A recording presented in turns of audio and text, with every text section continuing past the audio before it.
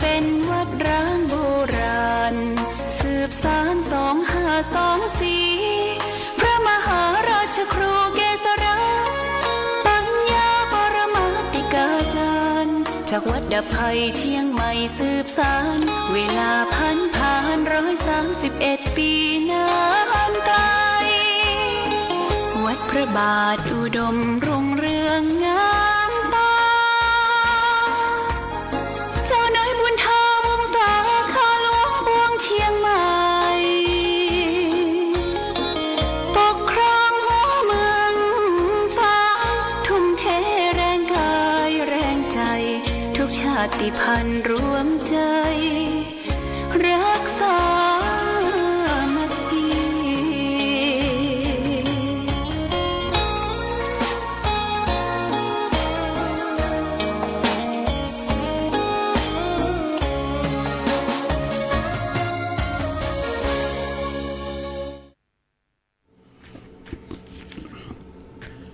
เจริญสุข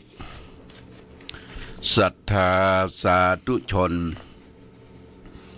ญาติโยมท่านพุทธบริษัททั้งหลายวันนี้รายการธรรมประทีปส่องต่างก็ได้มาพบปะกับพ่อแม่พี่น้องศรัทธาสาธุชนญาติโยมแห่งครั้งหนึ่งวันนี้เป็นวันพฤหัสบดีที่28เดือนพฤศจิกายนพุทธศักราช2567ซึ่งตรงกับเดือน12ใต้เดือนยี่เหนือแรม13ค่ำปีมะโรงญาติโยมอากาศท้องถิ่นในวันนี้ก็หนาวพอสมควรบ่ฮ้อนเกินไปบ่หนาวเกินไปกรมอุตุนิยมวิทยาบอกว่าทางภาคเหนือเขาเนี่ยคือจะมีฝนมาเยือนแห่งครั้งหนึ่งนะแต่วันใดบ่ฮู้เด้อแต่ว่าก็ครึ้มๆแบบครึ้มฟ้าครึ้มฝนจะมาเยือนแต่ที่ทราบข่าวตกกันก็คือทางภาคใต้นี่ฟ้าฝนตกทางภาคเหนือเฮามันก็จะมาเยือนแต่คงจะบ่นักหนาป้าป้านสักเท่าใดเพราะว่าฝนนั้นมันจางหายไปละมันก็จะพัดเอาลมหนาวเข้ามาเมื่อลมหนาวเข้ามาแล้วก็ภาคเหนือเฮาโซนทางภาคเหนือหลายจังหวัดก็เป็นที่มาเอวมาแหวงมาทัศนศึกษามาชมดอกชมดวงชมดอกไม้แล้วก็เปิ้นจะมาพักผ่อนรีแลกซ์พักผ่อนหย่อนใจมาชิมอาหารมาชิมกาแฟมาชิมส้มโดยเฉพาะอย่างยิ่งส้มเมืองฝางเป็นส้มที่ขึ้นชื่อรือนามส้มสายน้ำผึ้งรสชาติดีตอนนี้ส้มกำลังจะเริ่มออกละญาติโยมก็เห็นขายร้านค้าต่างๆตามรายต่างไปถึงปุณะถึงปากต่างอ่างขางก็มีร้านขายส้มก็คนทางใต้เปิ้นมาก็มาจิ้มอาหารการกินจิ้มส้มจิ้มอย่างต่างๆคำว่าจิ้มนี่คือบะอิ่มเตื้อญาติโยมมาชิมรสชาติภาษาไทยหรือว่าชิมภาษาทางเหนือว่าจิ้มจิ้มก่อนแล้วมันถูกรสถูกปากรสชาติก็รับประทานกันไปกินกันไปอย่างเขาทำอาหารการกินเนี่ยเปิ้นจะมีจิ้มก่อนญาติโยม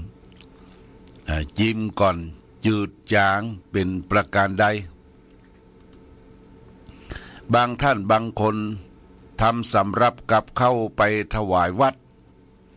บะจิ้มเนี่ยญาติโยมบะจิ้มกลัวเป็นบาปเป็นกรรมอันนี้บ่เป็นอย่างเน้อญาติโยมจิ้มดูรสชาติ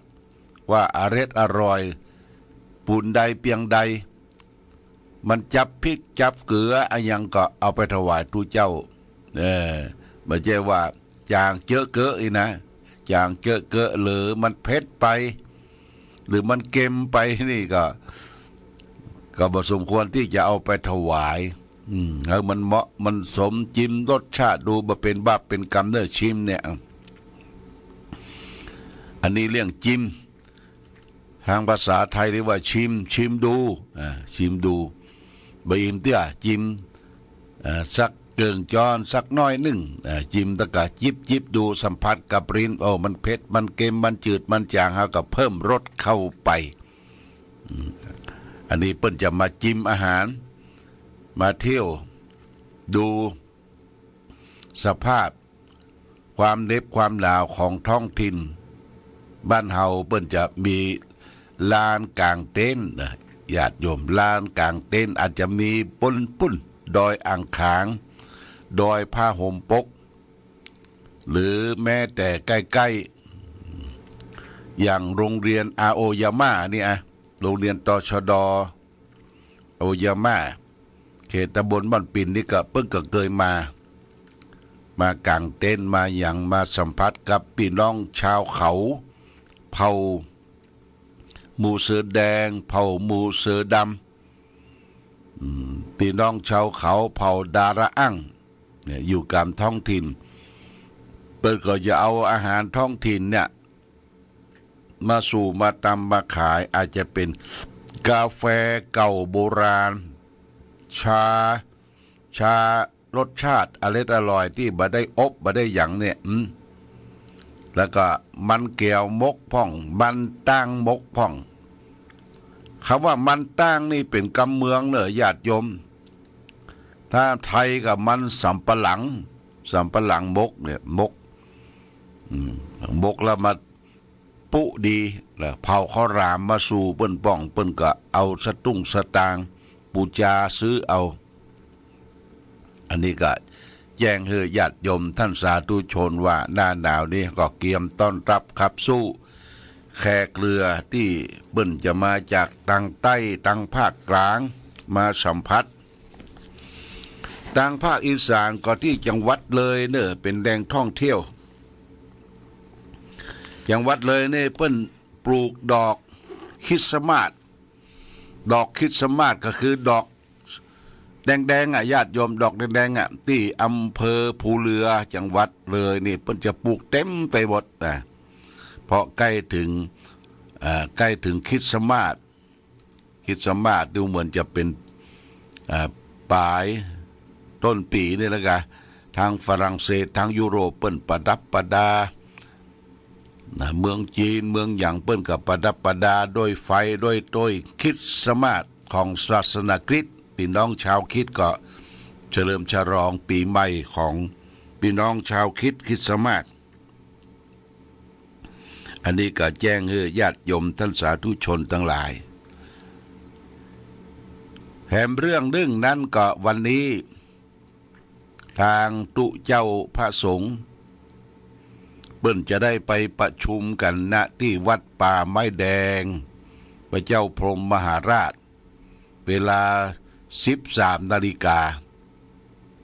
การประชุมที่หั่นเปิ้นจะนัดเอาตุเจ้าพระสงฆ์ภาค7นี่ก็มีจังหวัดเชียงใหม่ลำพูนแม่ฮ่องสอนเนี่ย3จังหวัดเนี่ยเปิ้นฮ้องว่าภาค7ได้มาประชุมกันเกี่ยวกับกิจการงานของคณะสงฆ์ประจำปีและเปิ้นนิมนต์ไปฉันเพลที่หั่นสัก9 โมงครึ่งอาตมาก็จะได้ออกเดินทางไปร่วมประชุมกับคณะสงฆ์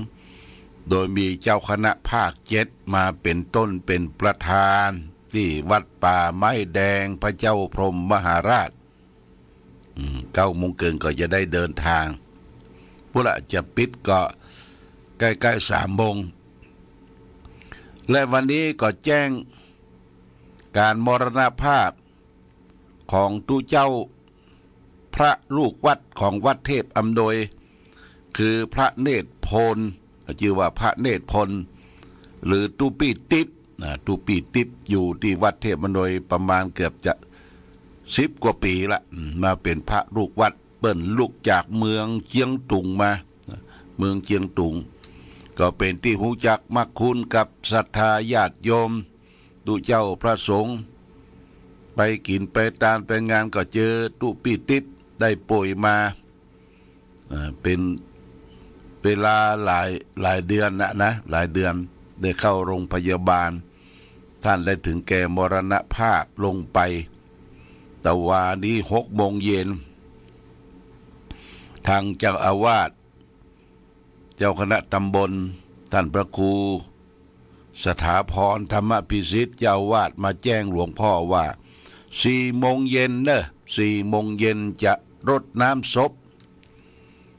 ถวายตุปีติ๊บณที่วิหารหลวงวัดเทพอำนวยญาติโยมได้ทราบข่าวโดยเฉพาะอย่างยิ่งวัดเทพอำนวยป่าบงเวียงนี่เป็นเจ้าภาพเพิ่นอยู่ที่นี่จำพรรษาที่นี่เขาก็ไปร่วมรดน้ำศพก็ขอนิมนต์ตุเจ้าประสงค์พระสังฆาธิการเจ้าคณะตำบลเจ้าวาดที่หูจักมักคุ้นกันไปรดน้ำศพตุปีติ๊บพระเนตรพล4 โมงเย็น4 โมงเย็นหลังจากเลิกประชุมที่วัดพระเจ้าพรหมมหาราชป่าไม้แดงเรียบร้อยแล้วก็มารดน้ำศพกันณที่วัดเทพอำนวยนี่ก็แจ้งข่าวการมรณภาพของตุเจ้าพระสงฆ์มันเป็นเรื่องของธรรมดาความเจ็บไข้ได้ป่วยของคนเฮาบอกว่าตุบอกว่าพระบอกว่ากษัตริย์บอกว่าคนยากคนจนมั่งมีสีสุขคนทั่วไปก็เหมือนกันหมดเกิดขึ้นตั้งอยู่แล้วก็ดับไปเป็นอนิจจังทุกขังอนัตตาบ่มีภัยอยู่กรรมฟ้ากรรมโลกได้200-300 ปีนี่ก็เป็น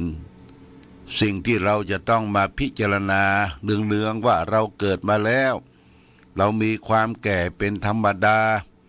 เราเกิดมาแล้วเรามีความเจ็บเป็นธรรมดาเราเกิดมาแล้วเรามีความแก่เป็นธรรมดาสุดท้ายเรามีความตายเป็นธรรมดาเราจะต้องพลัดพรากจากสิ่งที่เรารักเราชอบใจทั้งหมดทั้งสิ้นอันนี้แจ้งญาติโยมท่านสาธุชนทั้งหลายไปร่วมกันรดน้ำศพพระเนตรพลหรือตุปีติ๊บมาลูกเจียงตุงมาอยู่ที่นี่10 กว่าปีที่วัดเทพอำนวยมาเป็นศิษย์วัดของพระครูสถาพรธรรมพิสิทธิ์มาเป็นลูกวัดของวัดเทพอำนวยอันนี้ก็แจ้งข่าวมรณภาพญาติโยมท่านสาธุชนทั้งหลายรับทราบวันนี้ได้มาพบกันก็จะเอาธรรมะกถาว่าธรรมกถาว่าได้ทำ2 อย่างคือ1เปิ้นตัดเป็นภาษาบาลีว่ากะตะเมธัมมาสังคตาเยวะเตธัมมาธัมปัจจยาเตนะเตธัมมาสังคตากะตะเมธัมมาอสังคตาโยเอวะโสธัมมังอปัจจโยโสเอวะโสธัมมังอสังคโตแปลว่าธรรมอันเป็นสังคตะเป็นไฉนธรรมที่มีปัจจัยเหล่านั้นอันใดเล่าธรรมเหล่านั้นแหละชื่อว่าธรรมเป็นสังคตะธรรมอันเป็นอสังคตะเป็นไฉนธรรมไม่มีปัจจัยนั้นอันใดเล่าธรรมนั้นแหละชื่อว่าธรรมที่เป็นอสังคตะคือสังคตธรรมข้อ1ธรรมที่มีปัจจัยปรุงแต่งได้แก่ขันธ์5นะ2อสังคตธรรมธรรมที่ปัจจัยไม่ได้ปรุงแต่งได้แก่พระนิพพานก็จะได้อธิบายญาติโยมท่านสาธุชนทั้งหลายรับทราบ ธรรมสองประการเนี่ยหนึ่งสังคตธรรมธรรมที่ปัจจัยปรุงแต่งได้แก่ขันธ์ห้าก็ได้แก่ตัวเฮาเนี่ยมีปัจจัยปรุงแต่งขันธ์ห้าก็คือมีรูปมีเวทนาสัญญาสังขารและวิญญาณรูปคือธาตุสี่ธาตุดินธาตุน้ำธาตุไฟธาตุลมน้ำคือใจเนี่ยประกอบด้วยเวทนาสัญญาสังขารและวิญญาณมีความรู้สึกนึกคิดตัวเฮานี่มีปัจจัยปรุงแต่งให้เกิดกำเนิดมาแล้วก็ดูแลร่างกายรูปนามเจริญขึ้นมาเรื่อยๆได้รับการศึกษาได้รับการร่ำเรียนเพียรอ่านแล้วก็ได้รับการอบรมฝึกฝนให้จิตใจมีความดีความพร้อมทั้งรูปทั้งนามรูปก็คือธาตุสี่เนี่ยธาตุสี่เฮาบ่เจ็บบ่เป็นบ่ไข้บ่เมื่อย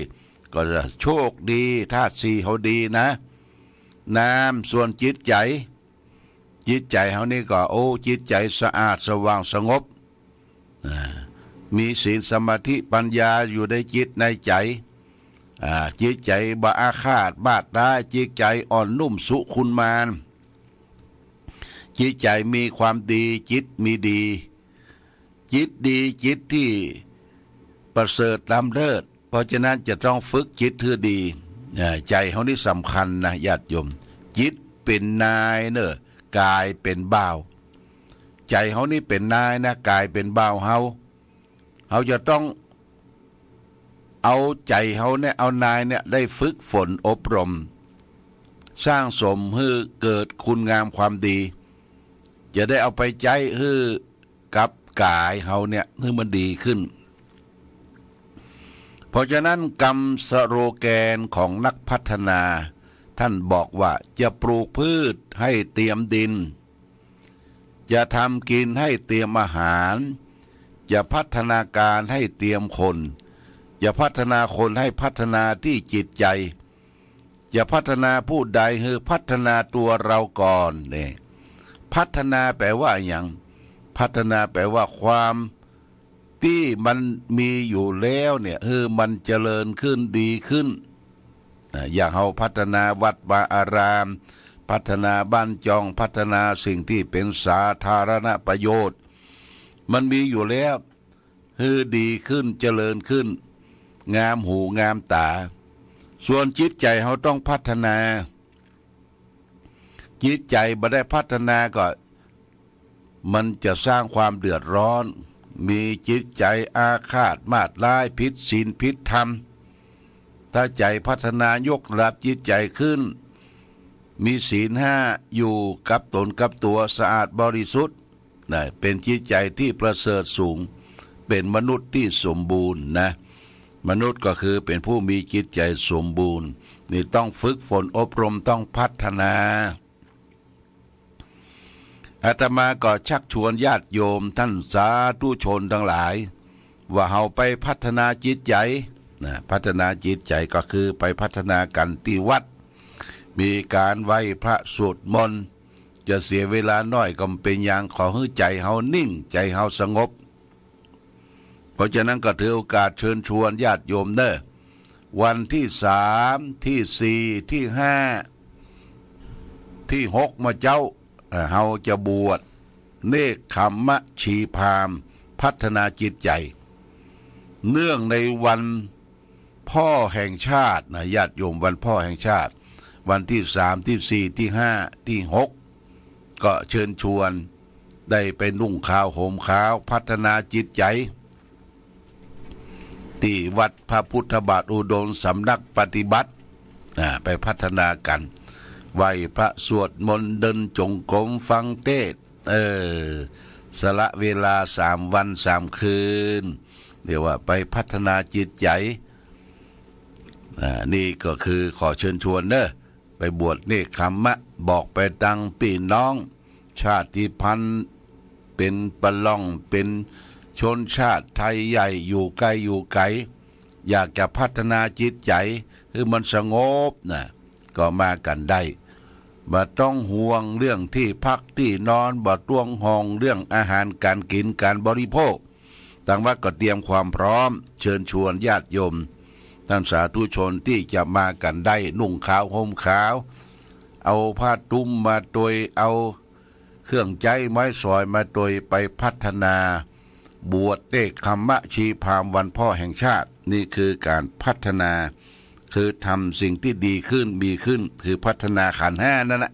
ขันธ์ห้าคือรูปเวทนาสัญญาสังขารและวิญญาณอันนี้เป็นสังคตธรรมสังคตธรรมก็คือธรรมที่มีปัจจัยปรุงแต่งจนได้รับปัจจัยต่างนอกคือคุณงามความดีอบรมพัฒนาขันธ์ห้ารูปเวทนาสัญญาสังขารธรรมะที่สองคืออสังขตธรรมธรรมที่เป็นปัจจัยไม่ได้ปรุงแต่งได้แก่พระนิพพานพระนิพพานนี่เป็นธรรมะอันสูงสุด